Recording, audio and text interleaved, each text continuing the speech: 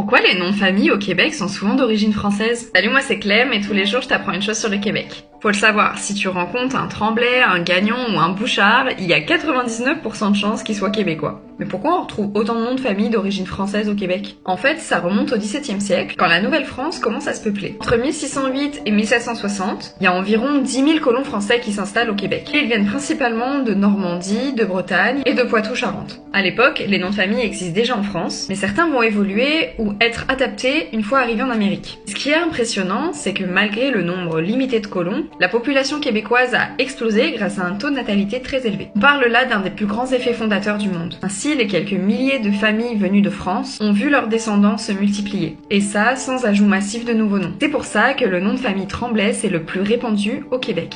Ensuite, on a Roy, Gagnon, Côté ou encore Bouchard. Au total, ce sont plus de 70% des Québécois qui portent un nom de famille d'origine française. Et si tu ne le savais pas, la plupart des noms de famille viennent en fait de surnoms qu'on pouvait donner à l'époque, ou qui étaient reliés à notre activité. Donc si t'as un nom de famille d'origine française, il est fort probable que tes ancêtres soient arrivés il y a plus de 300 ans et aient participé à la fondation du Québec. Et toi, dis-moi en commentaire si tu sais d'où vient ton nom de famille.